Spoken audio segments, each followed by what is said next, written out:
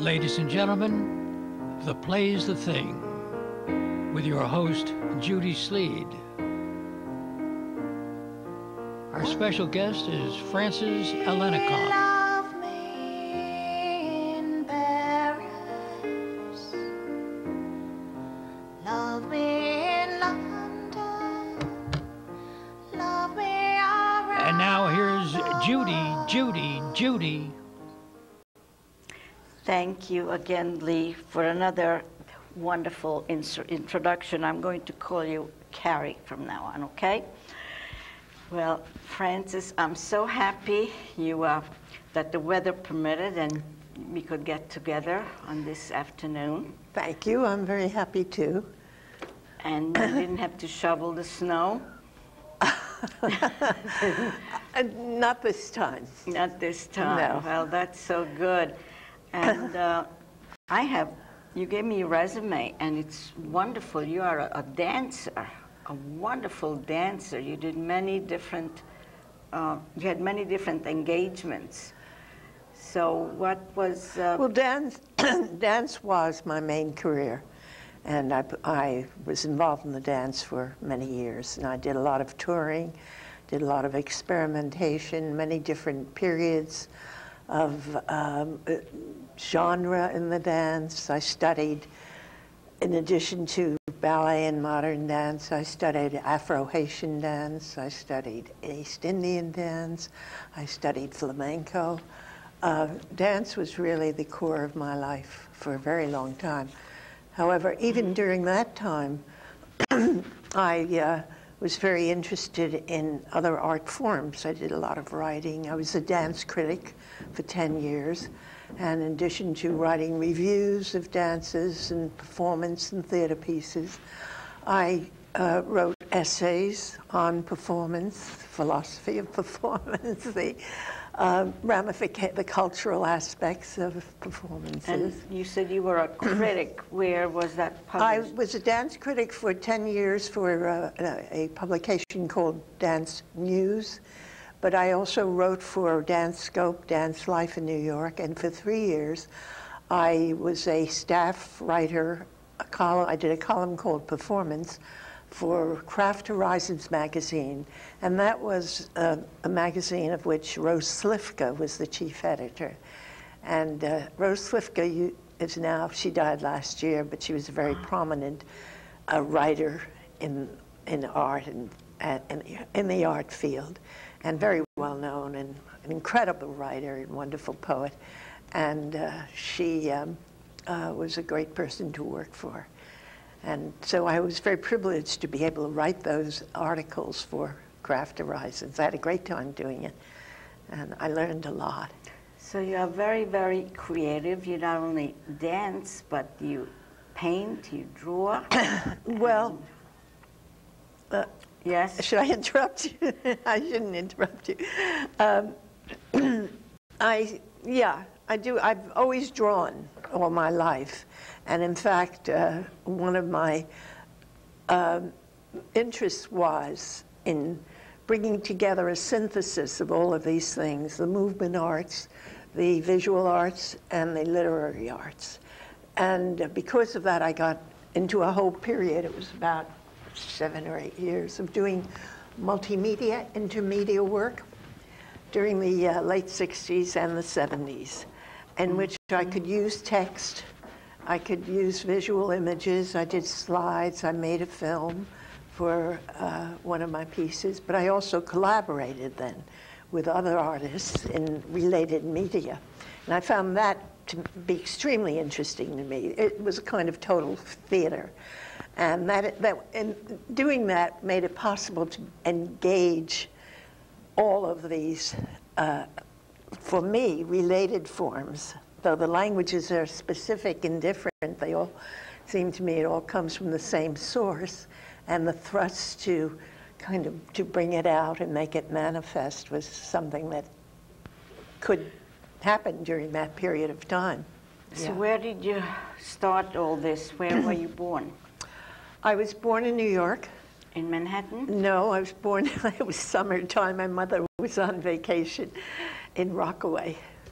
Oh, Rockaway. near the sea, yes. Yes, Yeah. I used to go there in my younger days. We used to go with my little kids. Oh, really? Rockaway. Yeah, I yeah. remember that. Yeah. The boardwalk, 116th Street. Well, I didn't grow up there. I was born in August, and she was on vacation. And, but I grew up in New York mostly, although I have lived in many other places. And even as a child, I was moved around a lot. Because? Well, my parents were divorced when I was an infant, and my father had custody of me. And he had a variety of ways of dealing with that, and some of that involved being in different boarding schools at different periods of time, not for very long periods of time, but but otherwise, or sometimes I would live with family members, or sometimes he boarded me out. It's like having a foster home. So where did you spend most of your? My early life was, I guess, for the most part in New York, I'd say. Yeah. When you said New York, Manhattan? Manhattan, yeah. As a child. Yeah. Yes, I remember Manhattan. Did you live there? At one time, I moved around an awful lot too. Why? Well, that's a different story. When you will interview me, I will was just tell you. thinking that. I will, I insist. I see you were written up in the East Hampton Star. And one of the things that really caught my attention, you say, I contain many different selves. Yeah. For me, art is about trying to integrate yourself and be coherent. Creativity gives you a chance to address the fact of being in conflict with yourself. Well, this is very, very interesting, and it says a lot. It says only part of it, of course. Only because part of creativity also what I could also emphasize is the fact that it brings you into conflict with yourself, but it is part of the process of integrating and being, what I said earlier, coherent. And I remember when I was first starting out in dance, you did not focus, you weren't supposed to focus on anything except the dance technique and the making of dances and the performing of dances. Otherwise, you were considered a dilettante. I'm sure you remember those days when being multifaceted was not considered really a very good thing to be, because it was considered that it diffused your energies and your talents and so forth. Yeah, because you were into many things. And in a way, that's partially true, but on the other hand, it's not totally true. And I know that there are a lot of people now who understand that, a lot of artists who understand that and who really get into different media simultaneously. And, and part of making multimedia works was that you could take discrete elements that in some ways seem to be totally unrelated, and then you could put them together and something new would happen. And this is what I always found so exciting about integrating all these things, that when you brought them into a coexisting state, something would reveal itself that you would not have seen before. And that was always very exciting to me. And when I say contain many different selves, I think in a way what I'm talking about, but in terms of the multimedia, also reflects our lives. And it certainly reflected my life. I mean, you're a woman, and you have, you said you have children, right? Yes. Yeah. You know how much you have to juggle. Oh, yes. In life. Yes. How many different things, how many different aspects of yourself you have to be in contact with. You express, in different situations, you express a different self or a different part of that prism of self. We are a prism with all these different aspects, and you're called upon to not always be consistent in every single part of your life. There are things that demand that you play a role of one kind, the mother, the daughter, the lover, the friend, the writer, the whatever, or this just person who has to take care of life, or the business person, or whatever it is.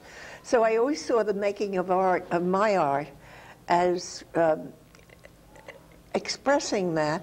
Not that I ever intended for it to do that, but it was part of. I could see how it kind of fit into that gestalt. Well, I just want to tell everybody that we are talking with Frances Alenikoff, who is a dancer.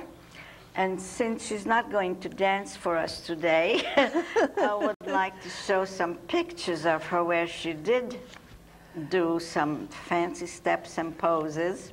Who has the picture? Oh, okay. There she is. Look at that. That's wonderful. That was taken when I was, shall I say it? I was 80 years old.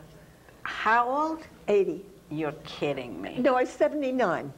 But Wow. it's a picture that was taken by Beryl Burnett, who also is an artist in East Hampton.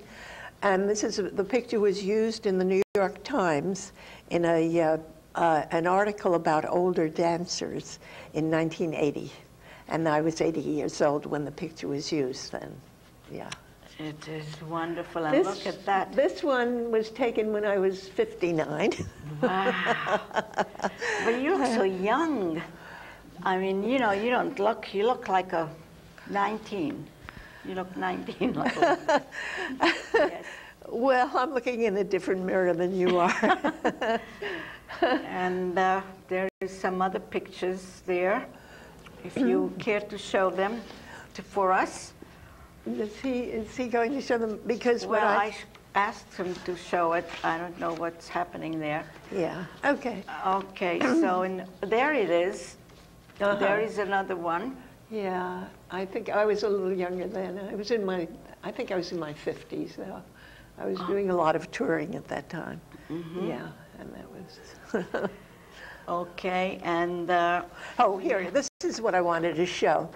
I was talking about the different aspects of life and integrating them. This picture was a, if you can see it, it was. I had a piece that I did at one point, and it was based upon a bag lady. She is the bag lady. And in the beginning of the piece, I had a lot of clothes on, which later I shed. But the photographer came in and shot some pictures during the rehearsal, and then he gave them to me. And then I took the rehearsal picture, and I made a collage. A bag lady collage. So I have here a razor. I don't see the scissors. There's a safety pin. And then all of these were pieces of wood that I put together. These are shells, parts of shells. And I painted it. And I did this with a number of pictures that he had done. And then I made slides, a bunch of slides. And I used the slides then in the piece as part of the back of the stage set, really, that kept moving, and I had a film as well. So I wanted to show this because it exemplifies this idea of the many selves, and I call this piece My Life as a Polyphrenic Bag Lady. A polyphrenic.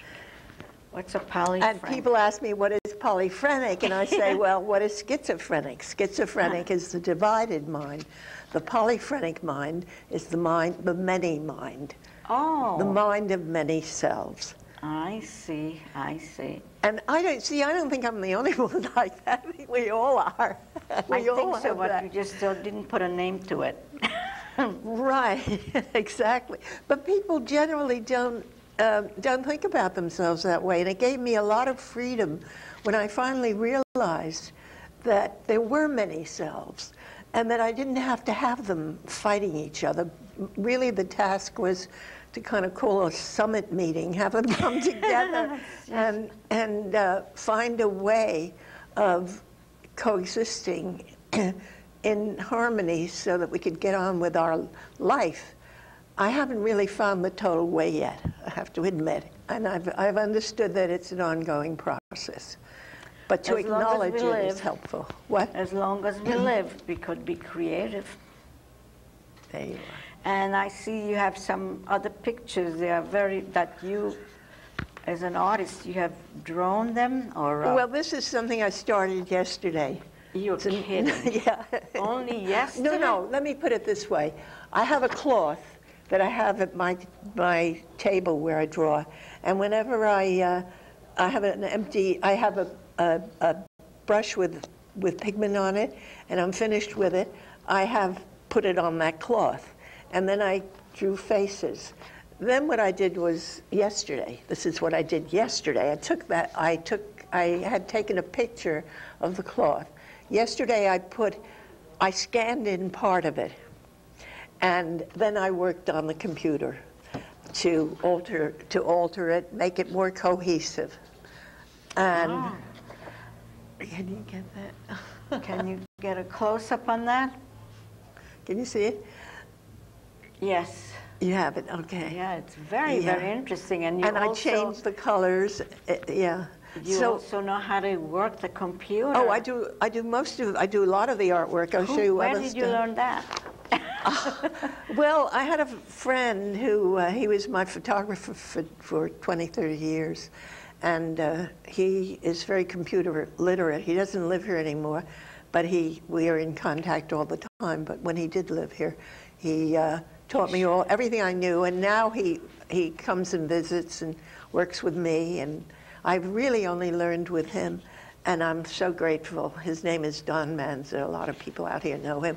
This is all done on not all done on the computer. Originally, it was I cut up parts of different drawings. And then I made a collage out of it. And then I scanned it into the computer, and then I worked on it afterwards. So there are several stages of doing this. So it's no longer, I have the original collage, and it looks very different from this. And I also have the original drawing from which I've cut up everything. And right now it's in a show at Town Hall that Evan Sati curated, called Animalistic. Because originally they were just animals and mythological creatures. So where did you have a showing? No, that particular piece is showing at Town Hall now in the show. Oh, just one? I thought. No, there are 4 of them there. No, what I meant was some artists have shows at the Ashwick Hall. Or, yeah. Well, the last one I was in September. That was Vito Sisti. He produces shows twice a year, and he invited me, and he shockingly gave me a third of the wall. I was very grateful, and I showed a lot of pieces because I'm very greedy. And then now I've joined the Crazy Monkey Gallery, and they're having an opening on Saturday. I had some pieces in Frank Sofo. Yeah, he was on my show. He told me. Oh, he did? Yeah. Yes. This is just sometimes I like to do silly things. Oh, I like that. You like that? Well, that's my life too, on the bed of nails, contemplating the mass. I have a line in one of my poems about, it's a whole saga, and at a certain point, I have a line saying that was all. The name of the piece is she would have tightened her belt, but by the time she got there, she had already tossed it into the river, and it's a very crazy saga. And at a certain point, I have a line saying that was all before she noticed the pile of masks in the corner. Masks, and see. The reason I'm telling you this is that it also relates to what we've sort of started out on, which is the many selves. And those are the masks. I could see how you have many, many. This is a stone, which I photographed, a stone I painted, and then I photographed it, and I put it into the computer, and I changed the color, etc. And I don't know if you want me to show this. And the naked lady, yes. Yeah, right. I call it the naked lady. This came originally from a black and white drawing, which was just these 2 women, and with, kind of stuff, drawing around it. And then again, I cut up pieces of other pieces. Here's part of a photo of me. I don't think there's another photo in there of me. But these came from other drawings. If you look hard enough, you will find other things around it. Yeah. So I cut them all up, and I rearranged them in a collage, and then they become transformed.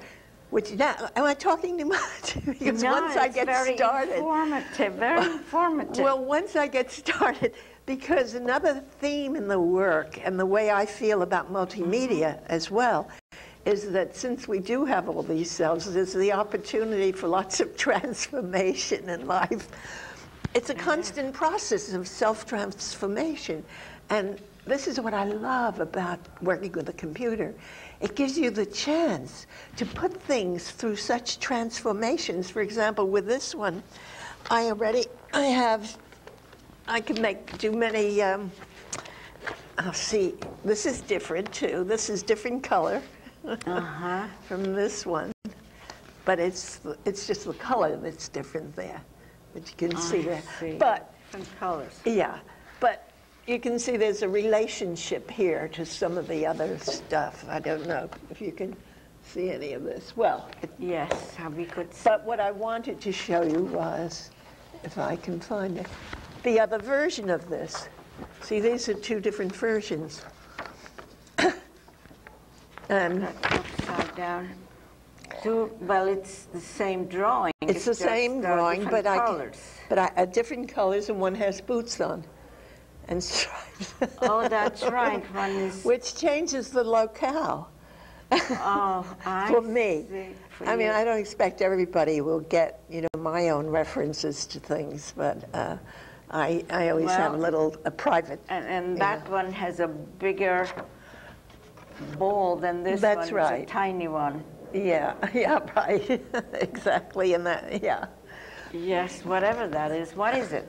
An orange? What's dangling there? Yes. Well, for here it looks to me like a lollipop, and here it looks like an apple.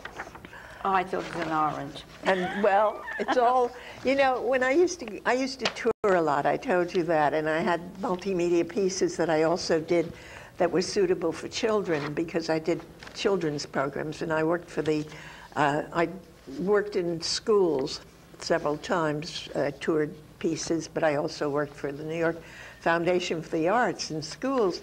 And when I would do my multimedia pieces in schools where there were grade schools, they weren't even high schools, I would always say to the kids, it doesn't, or even in colleges when I did this, but I would say it in a slightly different context, but I would say to the kids, you don't have to understand you don't have to figure out what this is all about.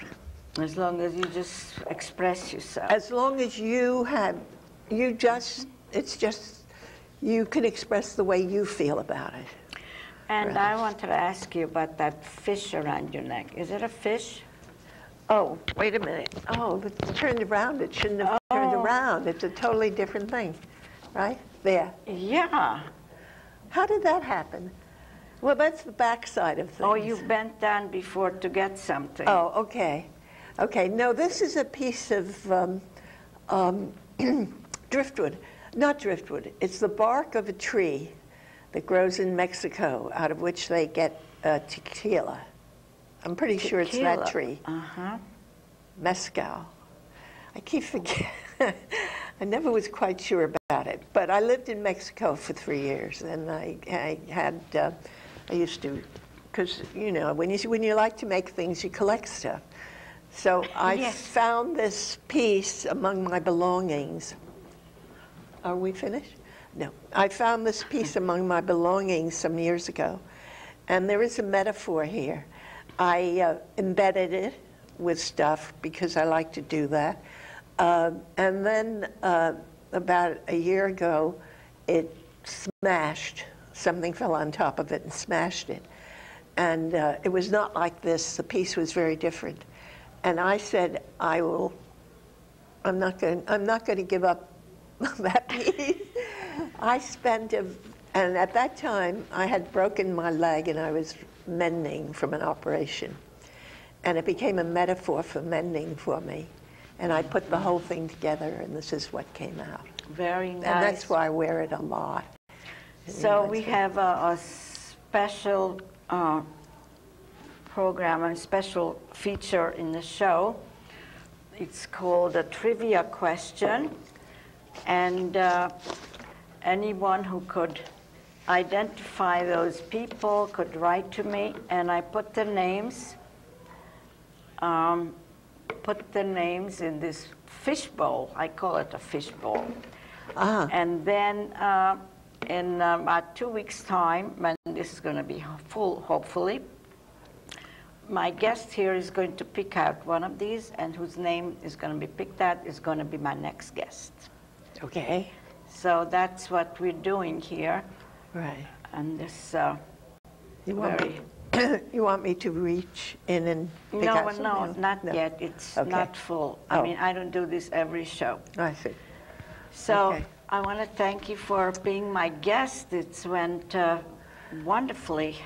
You showed us a lot of beautiful things. You didn't show us your leg, though. My leg? Yeah, well, dancers have beautiful legs. Well, I can show you my hands. Yes, but we saw all those wonderful pictures you had shown us, and also your art, your drawings. I hope that And, was interesting to you. Yes, well, I'm going to say goodbye. I usually wave to people. Goodbye. You want to wave with me? Goodbye over there. Bye. Bye. See you next time. Tune in, and we have other interesting guests Thank you very for much. my show. Thank you. I enjoyed talking with you. Thank Yes, you. I enjoyed also. You're a very, very talented young Well. lady. Many faceted, like you said. Well, thank you. And many different things. And, I want to thank my underwriters, Taylor Cohn and Love me what's in her name? London. Ingrid Lemmy. Love me